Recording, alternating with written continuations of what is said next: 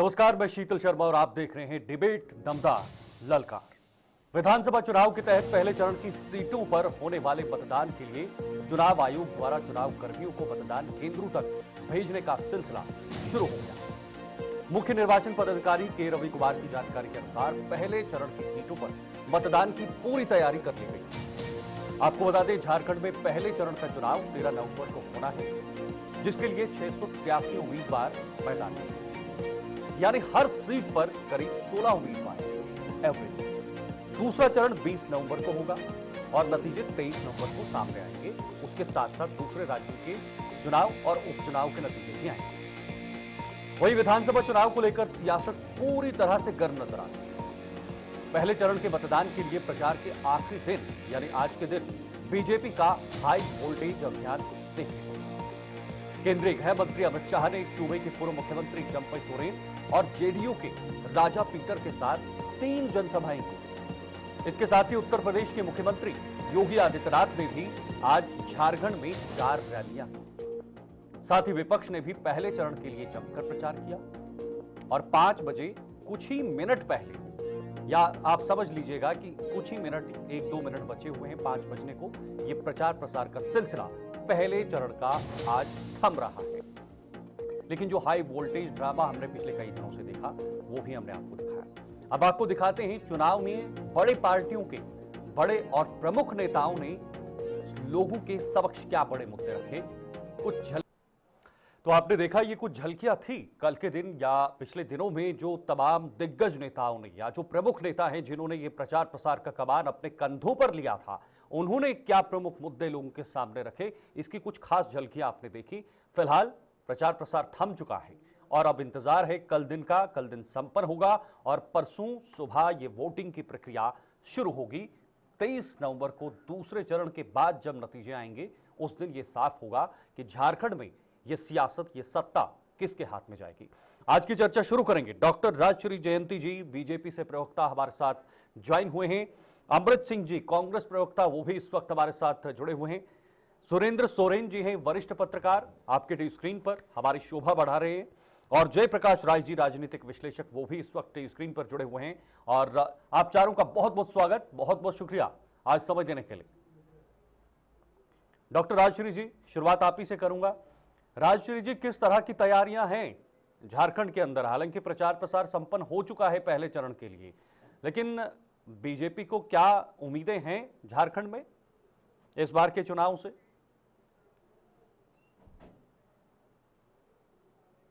बहुत अच्छा सवाल से आपने शुरू किया और जाहिर सी बात है, जब प्रचार समाप्त हो गया और अब 13 तारीख और 20 तारीख का इंतजार है और फाइनली हम इंतजार करेंगे 23 तारीख का। तो हमें ये अपने काम पर पूरा भरोसा है और जो हमने पहले वादा किया और संकल्प पत्र में अभी जो हमने अपनी पॉइंट्स रखे हैं 5 पॉइंट को इंक्लूड करते हुए, तो ये सारे हमें ऐसे एक सॉलिड हमारे पास एक हथियार है जिसे कहेंगे, जो लेकर हम चुनाव में आए हैं। और अगर हम बात करते हैं उनके वादे की, तो एक झूठ, एक वोट और 7 झूठ से ये अपने संकल्प पत्र में आए हैं, घोषणा पत्र में। और ये जनता ने अब ये जान लिया कि किस तरह से जो झूठ का बोलबाला है वो खत्म हो रहा है और बनावटी कागज के फूलों से गंध नहीं आ सकती, ये बहुत पुरानी कहावत है। तो ये जो बनावटी जुमले थे, बनावटी बातें थी जिनसे जनता को बहलाया गया, तो वो 5 साल में हमने देखा। और सबसे ताजा उदाहरण तो जहां तक भ्रष्टाचार की बात है, तो सबसे पहले तो जितने ये बार बार दुहाई देते हैं कि कोरोना काल में हम फंस गए, कोरोना काल की वजह से काम नहीं हुआ, तो कोरोना काल में बहुत सारे काम हुए। कोरोना काल में पूरे जितने जमीन माफिया हो, लैंड माफिया हो, वो पूरे कारगर साबित हुए। चाहे वो मंत्रियों के घर से पैसे निकलने की बात हो, करोड़ों करोड़ रुपए जो हम लोगों ने कभी लाइफ टाइम में नहीं देखा, वो देखने की बात हो, तो ऐसे कई चीज हमने देखा। और ये सारे काम तो हुए ही है कोरोना काल में। तो कौन कहता है कोरोना काल में काम नहीं हुआ? बहुत सारे काम हुए कोरोना काल में। और ये बात हम लोगों ने देखा कि जिस तरह से 2014 में जो वादे किए गए थे 10 साल में, वो झारखंड एक तरह से लॉन्चिंग पैड बना था वो केंद्र की सरकार की योजनाओं को।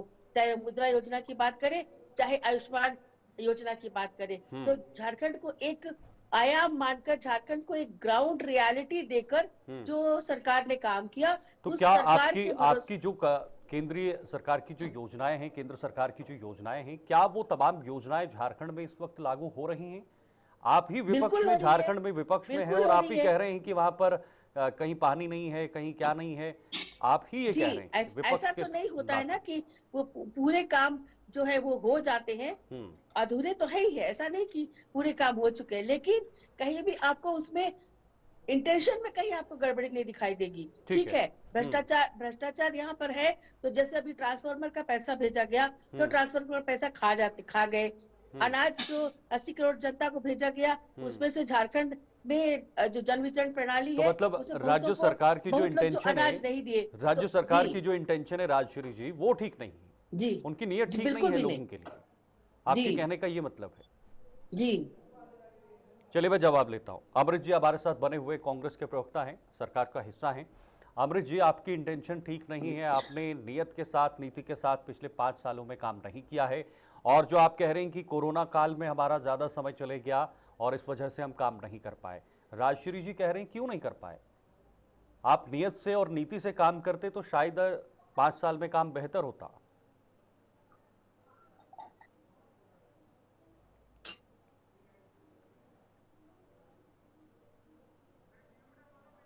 अमृत जी, आपका आपका फोन म्यूट है, आपका फोन म्यूट है, अनम्यूट कर दीजिएगा इसको, जरा अनम्यूट कर दीजिएगा। ठीक है, बोलिए। तो ये बयान वह पूरी तरह से झूठ। भाजपा जुमला और झूठ पर आधारित एक पार्टी के रूप में कार्य कर रही है। आप देखिए, जो उन्होंने कहा, जो आरोप लगाया, वो पूरी तरह से निराधार है। हमारी सरकार जब सत्ता में आई तो हमने हाथी उड़ाने का जो प्रयास किया गया था, तो हाथी को काबू में करने का सबसे पहले प्रयास किया कि हाथी जो जमीन पे रहता है वह जमीन पे रहे, वह आसमान में ना उड़े। दूसरा काम हमने जो किया कि समाज की सबसे अंतिम पंक्ति में जो खड़ा हुआ हमारा जो समुदाय है, जो किसान है, जो महिलाएं हैं, जो छात्र हैं, ठीक है, उनको किस प्रकार से सबल किया जाए, हमने उन्हें सबल करने के लिए नीतियां लाई और उसे लागू करने का प्रयास किया। भाजपा चिढ़ी हुई है इसलिए कि उसे लग रहा है कि जो महागठबंधन की सरकार है, उसका जो प्रयास है, उसका जो कार्य है, वो सराहनीय रहा है। जनता में उसकी चर्चा है, जनता उनसे संतुष्ट है, जनता का उसका समर्थन मिल रहा है। तो इसीलिए ये तरह तरह के आरोप ठीक है अमृत जी, लेकिन आपने देखा कि बीच झारखंड में क्या क्या होता आया है आज तक, जो हमने राजनीतिक इतिहास देखा है उसमें सरकार कभी रिपीट नहीं हुई है। यानी एक ही जो सरकार 5 साल रही है वो रिपीट नहीं होती। इस बार क्या आपको लगता है, पिछले 5 साल जो आपने झारखंड की जनता के लिए काम किए हैं, आपको लगता है कि आपकी सरकार रिपीट होगी उस आधार पर? इतिहास बनते भी हैं। हरियाणा में भी इस प्रकार का बहुत इतिहास रहा था। इसी प्रकार का इतिहास दक्षिण भारतीय राज्यों में भी रहा है। लेकिन जब आप साफ नियत से काम करते हैं और जनता के बीच आप साफ नियत से और जनता के कार्यों के साथ आप जब जाते हैं, तो जनता इतिहास बनाती है अपना समर्थन देके। लेकिन हरियाणा की आपने बात उठाई, हरियाणा में तो आप कामयाब नहीं हो पाए, खासतौर पर कांग्रेस। मैंने उदाहरण दिया। आपका जो प्रश्न था, आपका प्रश्न था कि रिपीट नहीं होता है। नहीं, मैंने भी उदाहरण के बीच से ही ये सवाल किया कि अगर बात जब कांग्रेस की आती है तो कांग्रेस इस वक्त अपने आप को कामयाब क्यों नहीं कर पा रही है? हरियाणा में हमने देखा सरकार आप नहीं बना पाए, जम्मू कश्मीर में भी आपका ग्राफ काफी ज्यादा गिर गया।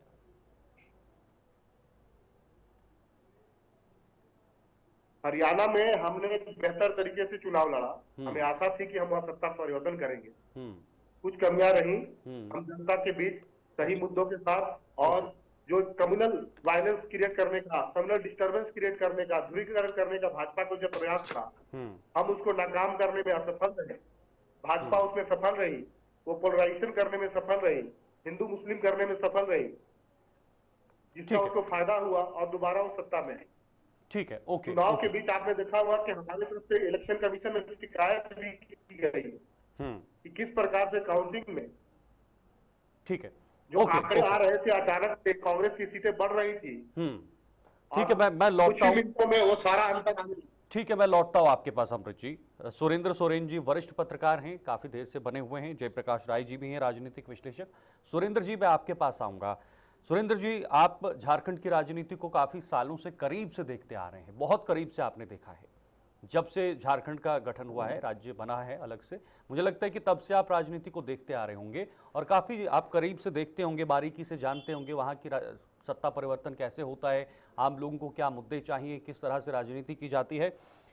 मेरा आपसे यही सवाल रहेगा कि आखिर विशेषकर कोल्हान डिवीजन की 14 सीटों की बात करें, जिसमें बहुत बड़ा योगदान है वहां पर सरकार बनाने में, क्या माहौल है, किस तरह का माहौल इस वक्त झारखंड के अंदर नजर आ रहा है? देखिए, एक बात तो ये फर्स्ट फेज की हम अगर बात करें तो पलामू और कोल्हान ये दो प्रमंडल प्रमुख रूप से इस पहले फेज में है। कोल्हान में बड़ी कोशिश की गई कि चंपई सोरेन को लाकर बीजेपी में लाकर राजनीतिक हवा बदली जाए। वही एक्सपेरिमेंट लोकसभा के चुनाव के वक्त भी किया गया। पूर्व मुख्यमंत्री मधु कोड़ा की पत्नी गीता कोड़ा को शामिल कराया गया बीजेपी में और उन्हें उम्मीदवार भी बनाया गया। बहरहाल वो कामयाब नहीं हो सकी, तो वो लोकसभा चुनाव था और बदले हुए विधानसभा चुनाव के परिदृश्य की हम अगर बात करें तो लगता है कि कोल्हान में कुछ हद तक बीजेपी को हवा बदलने में वो कामयाबी मिल सकती है। पर इस बार सिर्फ कोल्हान की नहीं बल्कि पूरे झारखंड की आबोहवा में एक नई पार्टी ने दस्तक दी है और वो है जयराम महतो की पार्टी, झारखंड क्रांतिकारी लोकतांत्रिक मोर्चा जी, JKL। ये पार्टी है जयराम महतो की जो नया नया अभ्युदय हुआ है। मुझे लगता था कि इस पार्टी की या इस नेता की लोकप्रियता शायद कुछ हिस्सों में ही सिमटी हुई है, लेकिन कोल्हान के एक दिन पहले की जो मैं उनके सभा में भीड़ देख रहा था, वो भीड़ कह रहे थे कि कोल्हान से लेकर के वो झारखंड के दूसरे हिस्से तक वो अपनी पहुंच रखता है या अपनी लोकप्रियता वहां तक पहुंच चुकी है। और इस बार उन्होंने अच्छी खासी सीटों पर एग्जैक्ट शायद 50 के करीब वो सीटों पर उस पार्टी ने, उस नेता ने अपने उम्मीदवार उतारे हैं। और जहां कोल्हान की हम बात शुरू कर रहे थे तो वहां पर भी उन्होंने 2-3 सीटों पर दमदार उम्मीदवार उतारे हैं। तो लगता है कि बीजेपी का समीकरण कितना काम करेगा ये तो पहले से ही सेट है। झारखंड मुक्ति मोर्चा भी सदियों से वहां कह सकते हैं कि अपनी राजनीतिक जमीन तैयार किए हुए है, लेकिन ये जो नई राजनीतिक दल वहां जो जमीन तैयार कर रही है, ये किससे फायदा पहुंचाएगा और किससे नुकसान पहुंचाएगा? मतलब सुरेंद्र जी, ये समझा जा सकता है, ये समझा जा सकता है कि 2019 के मुकाबले इस बार की जो परिस्थितियां हैं, इस बार के जो हालात हैं, जो राजनीतिक हालात हैं, वो कुछ अलग है। बिल्कुल, बेशक अलग है, क्योंकि जिन मुद्दों को लेकर के झारखंड मुक्ति मोर्चा ने 2019 में अपनी सरकार बनाई और एक ऐतिहासिक जीत के साथ कि 30 सीटों की जीत, ये बिहार के वक्त में होता था। झारखंड में इतनी बड़ी सीटों से जीत दर्ज नहीं की थी इस पार्टी ने। और हेमंत सोरेन, जिन्हें राजनीति में बीजेपी के नेता नए नवेले युवा यूथ और थोड़ी कच्ची उम्र की समझ रहे थे, उन्होंने एक बड़ा काम कर दिखाया और अपनी राजनीतिक सीट भी पक्की कर लिया और अपनी राजनीतिक जगह भी पक्की कर लिया। तो 30 सीटों के साथ इस पार्टी ने दस्तक दी थी 2019 में। और 2019 में जिन मुद्दों को लेकर के पार्टी ने इतनी बड़ी जीत दर्ज की थी, वो थी खतियान आधारित 1932 आधारित स्थानीय नीति। वो आज झारखंड मुक्ति मोर्चा ने अपनी घोषणा पत्र जारी किया अब से कुछ देर पहले, और उस घोषणा पत्र को पार्टी ने नाम दिया है अधिकार पत्र 2024। और इसमें पहले पन्ने पहली वादा फिर वही है जो 2019 में थी, यानी 1932 आधारित खतियान आधारित स्थानीय नीति लेकर के आए। और इसी आंदोलन ने, इसी डिमांड ने एक नेता पैदा किया है जो इस वक्त न सिर्फ झारखंड मुक्ति मोर्चा के लिए बल्कि बीजेपी के लिए भी बराबर का सरदर्द बना। ठीक है, ओके। जयप्रकाश जी भी बने हुए हैं। जयप्रकाश जी, आपने भी जहां तक हमें जानकारी मिल रही है काफी देर तक इस डिवीजन के अंदर काम किया है और ऐसा देखा गया है पिछले चुनाव में, 2019 के विधानसभा चुनाव में, जिसने वहां पर सभी सीटों पर या ज्यादातर सीटों पर कब्जा किया है वो सरकार में आ रहा है। यानी ज्यादातर सीटों पर जिसका वहां पर दबदबा रहा है, यानी वो महत्वपूर्ण है, ढांचा है इस सरकार के बनाने के पीछे, या प्रदेश में कोई भी पार्टी जो सबसे ज्यादा सीटें लाए या जो अच्छा प्रदर्शन करे। आपने काफी वहां काम किया हुआ है, आप इस वक्त वहां के क्या समीकरण देख रहे हैं, क्या समीकरण बनते हुए नजर आ रहे हैं इन चुनाव से पहले?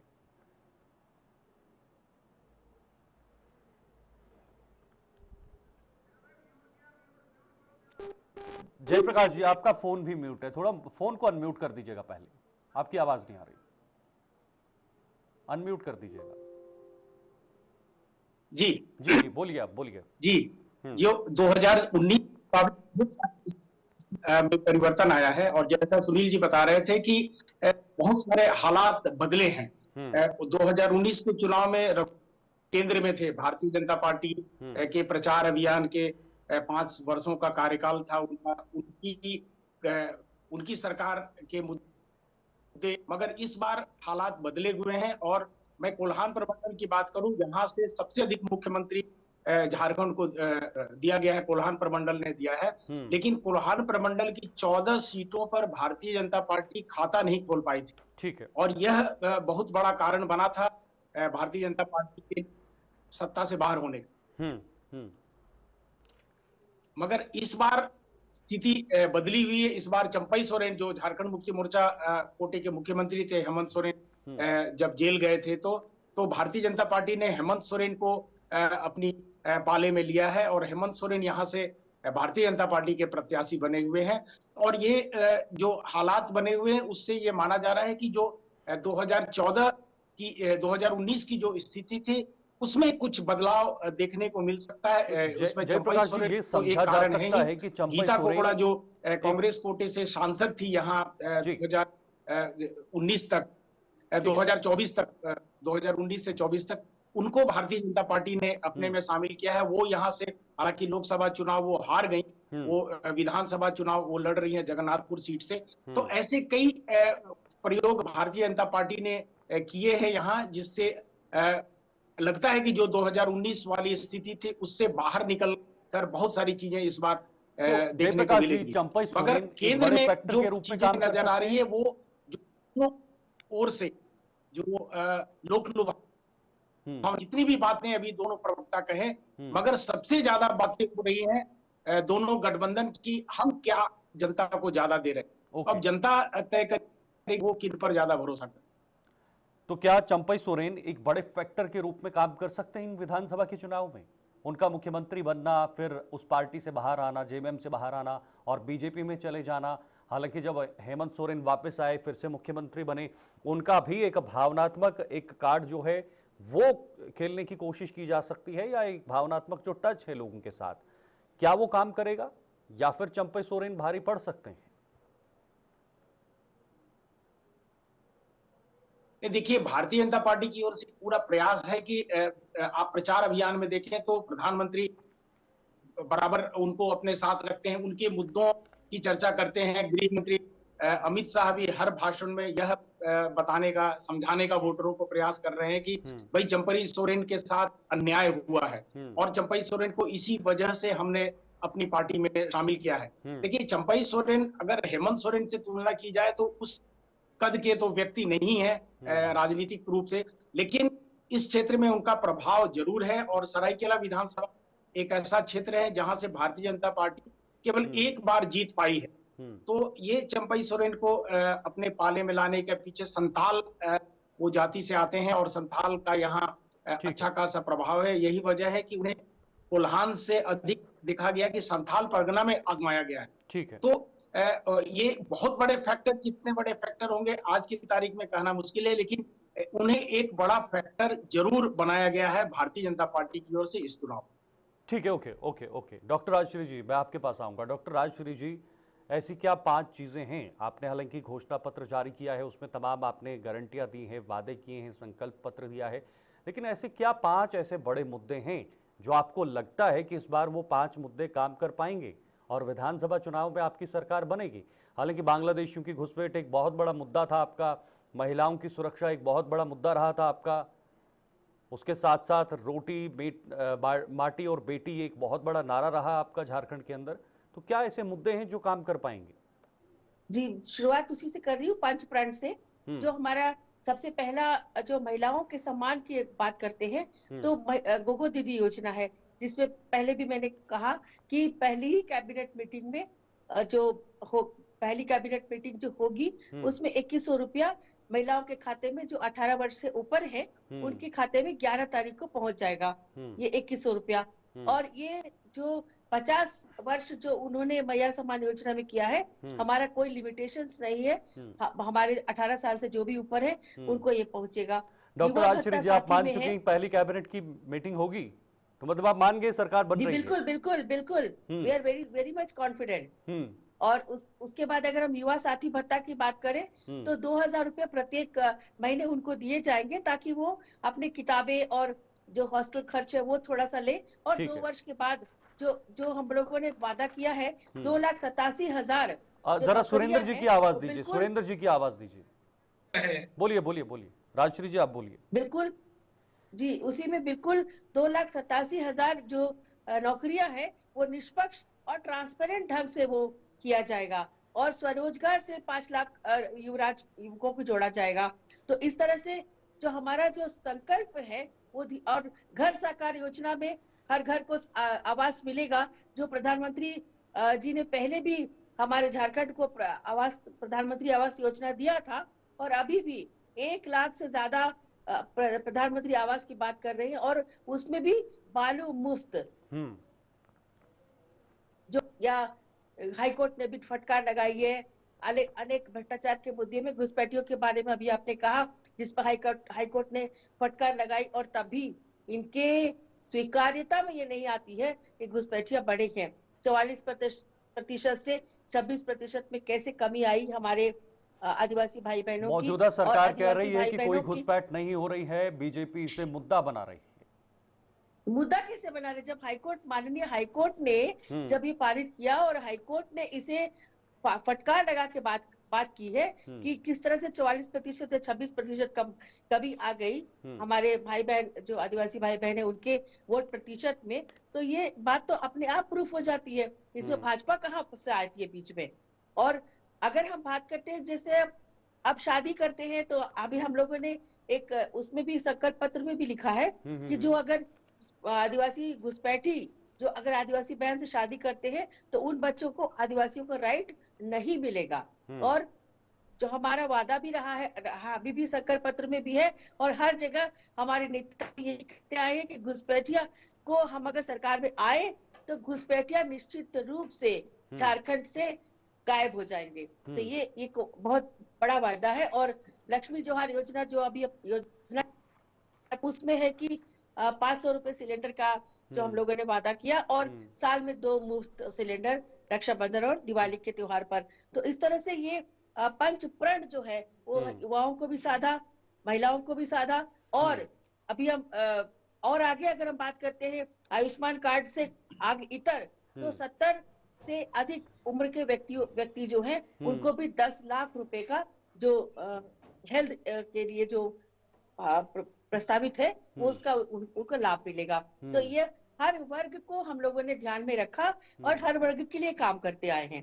तो और अभी आप जब बात हो रही थी कि भ्रष्टाचार किस तरह से हुआ, तो पहले की बात अगर छोड़ भी दे तो आज जो ताजा है सुनील श्रीवास्तव जी के यहाँ से, जो आप ही लोग के चैनल के माध्यम से ये पता चलता है, और इसमें कहा भी गया है कि जो सुनील श्रीवास्तव है, मंडल श्रीवास्तव है, सत्या श्रीवास्तव है, वो किस तरह से 50% की शेयर धारक वो हो गई और कंपनी में, और कथित 25 करोड़ रुपए जो अवैध धन उनके यहाँ पाया गया। तो ये इस तरह से भ्रष्टाचार जो है वो जब से सरकार बनी और तब से अभी जाते जाते में भी भ्रष्टाचार का किस तरह से नमूना ये पेश कर रहे हैं वो जनता देख रही है। लेकिन फ्रीबीज, धर्म और घुसपैठ के अलावा आपके पास क्या खास मुद्दे हैं? हम लोगों ने योजना जो हम लोगों ने किया, जो हम लोगों ने वादा किया, वो चाहे 2014 के बाद से ही करें, 10 सालों में फ्रीबीज है जिसके खिलाफ थे आप, जो कह रहे थे कि दिल्ली के अंदर फ्रीबीज दी जा रही है अरविंद केजरीवाल की तरफ से।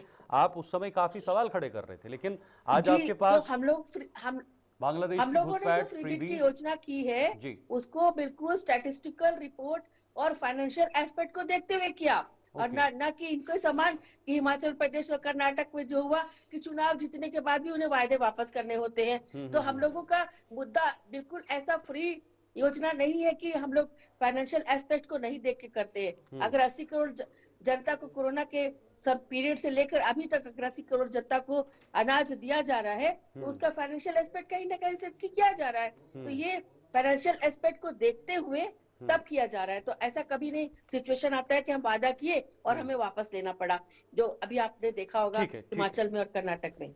ठीक है, ओके अमृत जी, मैं आपके पास आऊंगा कि चूंकि आज आखिरी दिन था प्रचार प्रसार का और कुछ ही घंटे बचे हुए हैं, तो मेरा आपसे भी वही सवाल रहेगा कि आपके पास क्या वो हथियार हैं जो आपने पिछले 5 साल में किए हुए हैं और आपको उम्मीद है कि सरकार रिपीट होगी जो झारखंड के अंदर नहीं होती। हालांकि आप तो साथी हैं, जेएमएम मुख्य रूप से वहां पर उनके ही मुख्यमंत्री भी हैं, बड़ी पार्टी भी वही है, लेकिन किस सहयोग के साथ आप चल रहे हैं गठबंधन को लेकर और आपको उम्मीद है कि इस बार फिर से सरकार बनेगी हमारी? शीतल जी, निश्चित रूप से झारखंड में आने वाले चुनाव में हम दोबारा से सत्ता में वापसी करेंगे और इसका कारण है कि लगातार 5 साल तक हम सत्ता में रहकर जनता के बीच और जनता से जुड़े हुए विषयों पे हमने काम किया। वो हमें विश्वास दिलाता है कि जनता हमको अपना समर्थन दे। आप देखिए, मैया सम्मान जैसी योजना के माध्यम, सोना सोवरन जैसे योजना हो, अबुआ आवास योजना हो, हमने युवाओं को विदेश भेजने के लिए छात्रवृत्ति की व्यवस्था की। ये मैया सम्मान योजना आपने थोड़ा देर से नहीं लाई सर, थोड़ा पहले ला देते। 57 महीने बाद याद आई महिला सम्मान की। पहले दिन से बैठे हुए हैं कि सारी योजनाएं एक ही दिन में हो जाएंगे, तो ऐसा नहीं। नहीं 57 महीने इंतजार करना पड़ा। इस प्रक्रिया में आप हर बार कुछ नई योजना लेके आते हैं, हर दिन कुछ नया प्रयास करने का प्रयास करते हैं। आपने देखा होगा कि हमने पहले बिजली माफ किया, हमने किसानों का ऋण माफ किया, हमने युवाओं को रोजगार देने का प्रयास किया, हमने जेपीएससी के बैकलॉग की जो नियुक्तियां थी उसको पूरा करने का प्रयास किया, हमने एसएससी की नियुक्ति कराने का प्रयास किया। आप देखिए कि हमने जो हमारे महिलाएं हैं, महिलाओं को मैया सम्मान, यह तो हमारी आखिरी योजना थी। आप देखिए इससे पहले हमने कितनी योजनाओं को लाया और उसे लागू किया और उससे जनता को कितना फायदा मिला। आप देखिए कि हमारे हिस्से का 1,36,000 करोड़ रुपया वो केंद्र सरकार कुंडली मारकर अपने पास रखे हुए है, उसे नहीं दे रही है, हमारे साथ सौतेला व्यवहार कर रही है। ऐसा क्यों कर रही है वो? राजश्री जी ने कहा कि बांग्लादेश घुसपैठ एक बड़ा मुद्दा है, निश्चित रूप से बड़ा मुद्दा है।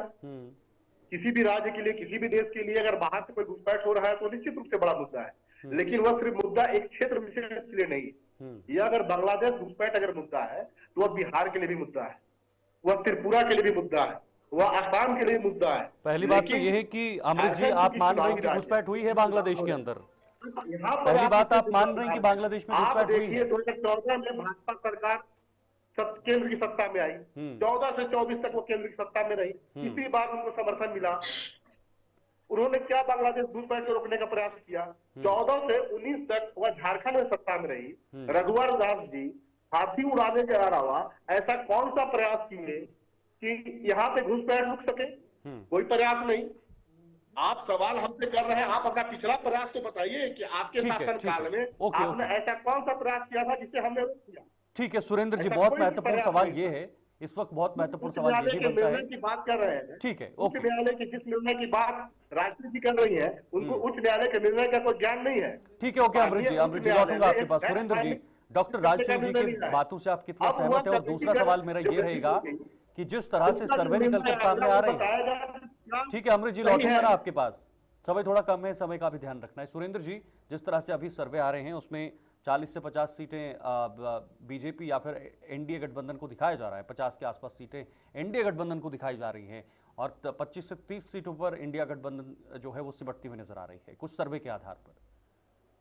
जी, मैं भी अभी थोड़ी देर पहले वो एग्जिट पोल की रिजल्ट देख रहा था जिसमें एनडीए को बढ़त बताई गई है और उन्हें आने वाले सरकार के लिए सबसे जो नंबर का जो जादुई आंकड़ा होता है वो उनके पक्ष में जा रहा है।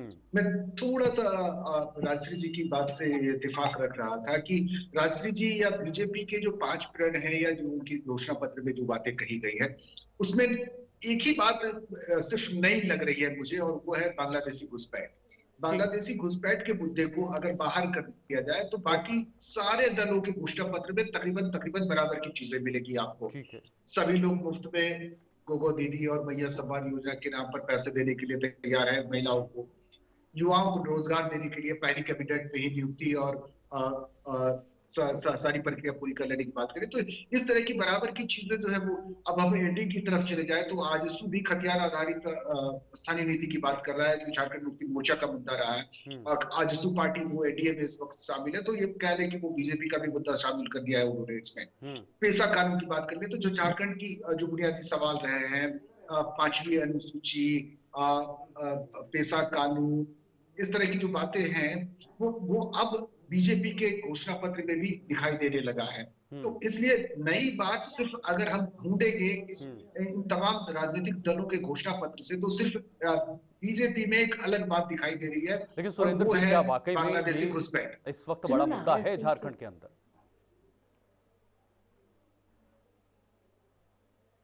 सुरेंद्र जी इनकी आपकी आवाज कट गई है शायद। मैं हमारे एक और गेस्ट हैं उनके पास भी जाना चाहूंगा। जयप्रकाश राय जी आप सुन पा रहे हैं? जी हाँ जयप्रकाश राय जी मैं चाहूंगा कि सुरेंद्र जी की बातों को आप कंटिन्यू करो और खास तौर पर बांग्लादेश का जो घुसपैठ का जो मुद्दा इन्होंने बताया है एक ही ऐसा पॉइंट है जो थोड़ा सा भिन्न दिखता है, थोड़ा सा अलग और डिफरेंट दिखता है। मैं आपसे जानना चाहता हूं क्या वाकई में ये एक बहुत बड़ा मुद्दा है बांग्लादेश में, रियलिटी में है, या सिर्फ दोनों तरफ ही इसे चुनावी फायदे के लिए इस्तेमाल किया जा रहा है? बीजेपी कह रही है कि जेएमएम कांग्रेस इसे वोट बैंक के रूप में इस्तेमाल कर रही है और सरकार में वर्तमान सरकार में बैठे लोग कह रहे हैं कि बीजेपी के पास कोई मुद्दा नहीं है इसलिए बांग्लादेश घुसपैठ का मुद्दा पीट रही है। ये देखिए ये कहना कि घुसपैठ नहीं है ये सही नहीं होगा क्योंकि घुसपैठ तो एक मुद्दा जरूर है लेकिन क्या घुसपैठ आज ही हो रहा है? झारखंड बनने के पहले नहीं होता था, झारखंड गठन के बाद से नहीं हो रहा था, पिछले रघुवर दास के कार्यकाल में नहीं हो रहा था। ये इस पर भी नजर दौड़ाने की जरूरत है। लेकिन भारतीय जनता पार्टी के साथ एक क्या प्लस पॉइंट होता है, वो किसी भी इश्यूज को बहुत जोरदार तरीके से पकड़ती है और उसको इतना जोर मथना शुरू करती है कि वो उसे एक बड़ा मुद्दा बना देती है। तो भारतीय जनता पार्टी ने बहुत ही एग्रेसिव तरीके से इसे एक मुद्दा के रूप में चुना है।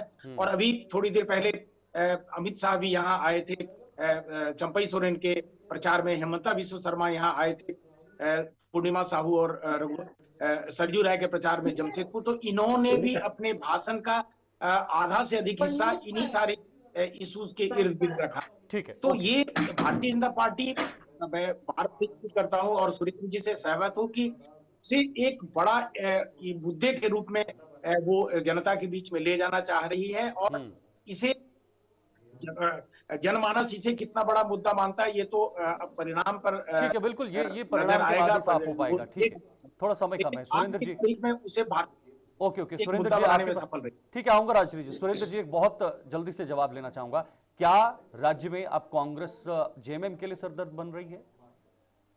जिस तरह से जो अभी आंकड़े सामने आ रहे हैं, सर्वे के आंकड़े सामने आ रहे हैं, कांग्रेस तो काफी पिछड़ नजर आ रहा है। देखिए जो झारखंड मुक्ति मोर्चा की सीटें हैं वो काफी हद तक सेफ है। झारखंड मुक्ति मोर्चा के आंकड़ों में वो 20 से 25 और या फिर 25 से भी थोड़ी प्लस करके आप देखेंगे तो उतनी सीटें झारखंड मुक्ति मोर्चा के खाते में आनी है यह तय है, क्योंकि झारखंड मुक्ति मोर्चा के वोटर 10 से मस नहीं होते। 2-4 एक्स्ट्रा सीटें उन्हें मिल गई थी, ये कह सकते हैं कि बोनस के रूप में 2019 में। तो झारखंड मुक्ति मोर्चा के आंकड़ों में बहुत ज्यादा फर्क नहीं आना है। ये जरूर है कि कांग्रेस के आंकड़े बहुत ज्यादा बढ़ गए थे या बहुत ज्यादा कम हो जाएंगे। उन आंकड़ों में जो हेर फेर होगा वो आने वाले दिनों में अगर सत्ता परिवर्तन होता है तो इसकी एक बड़ी वजह यही होगी। तो इसलिए झारखंड मुक्ति मोर्चा जी बोलिए बात पूरी कीजिए। इसलिए झारखंड मुक्ति मोर्चा अपनी सीटों के लिए आश्वस्त है और उनके वोटर्स भी बहुत ज्यादा इधर से उधर नहीं होने वाले। ठीक है, ओके। तो इसलिए झारखंड मुक्ति मोर्चा एक सेफ जोन में बैठा है। हाँ, ये है कि उनके सहयोगी दल अगर उन्हें सहयोग कर पाए तो सरकार बना लेंगे। अगर उनके सहयोगी दलों ने अच्छी सीटें हासिल नहीं की तो शायद दूसरे विकल्प की तरफ झारखंड मुक्ति मोर्चा को जाना पड़ेगा। ओके अमृत जी। आप बताइएगा, जिस तरह से अभी जो सर्वेज निकलकर सामने आ रहे हैं और कई ऐसी सीटें हैं, 3 से 4 ऐसी सीटें हैं जहां पर आप आमने सामने लड़ रहे हैं, यानी पूर्ण रूप से इंडिया गठबंधन के बीच की जो सहमति है वो भी आपके लिए सरदर्द बन सकता है आने वाले समय पे। इस प्रकार का सर्वे जो दिखाया जा रहा है यह पूरी तरह से प्रायोगिक। आप विश्वास कीजिए, आने वाले 23 तारीख के परिणामों में कांग्रेस पार्टी बेहतर प्रदर्शन करेगी और हमारी इंडिया गठबंधन की सत्ता में आएगी। ठीक है, ओके। डॉक्टर राजश्री जी, आखिरी 10 सेकंड है मेरे पास। 10 सेकंड जी। जो सबसे पहले आपने रिपोर्टिंग दिखाई थी संविधान के विषय में कि संविधान बदल देंगे और राहुल गांधी जी जो है वो संविधान को लेकर घूम रहे हैं, तो सबसे पहला जो अभी हास्यास्पद जो बात आ रही है सामने कि वो जो संविधान दिखा रहे वो एक कोरा कागज लेकर घूम रहे हैं, तो इस तरह से जनता को जो ठगने का काम है वो इस तरह का हानिकारक है, जिस तरह का बयान आप दे रही हैं। नहीं, आपने नहीं देखा कि वो कोरा कागज लेके घूम रहे हैं संविधान का किताब दिखाते हुए? जी बिल्कुल भी नहीं। आपने देखा होगा टीवी के माध्यम से। लेकिन डॉक्टर राजश्री जी, कोरा कागज लेके घूम रहे हैं, तो संविधान को बचाने की बात करने वाले संविधान को बर्बाद कर रहे हैं। संविधान क्या है वो उनको पता ही नहीं है और बाहर जाकर बात कर रहे हैं संविधान खतरे में है। देश के बाहर जाकर बात करते हैं ठीक है, ओके। सामने दीजिए सभी के। सच है। ठीक है, ओके, आप रुकिए, मैं तुरंत लेता हूँ इसको। जी बिल्कुल भी नहीं है। कोरा कागज जो दिखाया है चैनलों के माध्यम से। ठीक है, एक मिनट सुरेंद्र जी, आप बोलना चाह रहे हैं? संविधान को लेकर घूम रहे हैं। जब संविधान खतरे में है तो संविधान को प्रॉपर दिखाना चाहिए। मैं ये कह रहा था कि आखिर में दोनों काफी गर्म हो रहे हैं। वो कहते हैं कि संविधान खतरे में है। ठीक है राजश्री जी, बस समय खत्म हो गया। सुरेंद्र जी 5 सेकंड। मेरा कहना है कि यूपी के लोगों ने और झारखंड के आदिवासियों ने संविधान तो अभी देखा है। ये अलग बात है कि झारखंड से भी 3 लोग संविधान निर्माण में उनकी अहम भूमिका रही थी, जिसमें सबसे बड़ा नाम था जयपाल सिंह मुंडा का, मरांगूम के जयपाल सिंह मुंडा का। लेकिन संविधान को तो अभी झारखंड के लोगों ने देखना शुरू किया है। ये अलग बात है कि संविधान की चीजें या संविधान के प्रावधान कितने लागू होंगे झारखंड में या हुए हैं, ये इस पर एक अलग से बहस की। ठीक है, बहुत बहुत शुक्रिया डॉक्टर राजश्री जी, अमृत जी, सुरेंद्र जी, जयप्रकाश जी, बहुत बहुत शुक्रिया। और उम्मीद है कि जब तक चुनाव चलेंगे तब तक आप हमारे साथ इन खास विषयों पर जरूर जुड़ेंगे। लेकिन देखिए किस तरह से राजनीतिक पार्टियां एक दूसरे पर आरोप प्रत्यारोप और लड़ाई झगड़े जैसी स्थिति बन रही है, लेकिन आम जनता, आम जनमानस के मुद्दों को कौन उठाएगा, ये बड़ा सवाल है। एक दिन मात्र बचा है और 13 को चुनाव होने हैं, उसके बाद 20 को अगला चरण होगा और 23 को फाइनली नतीजे आएंगे। नतीजे किसके पाले में गिरेंगे, ये बड़ा सवाल है। ललकार में आज इतना ही, कल फिर हाजिर होंगे, तब तक के लिए दीजिए इजाजत, नमस्कार।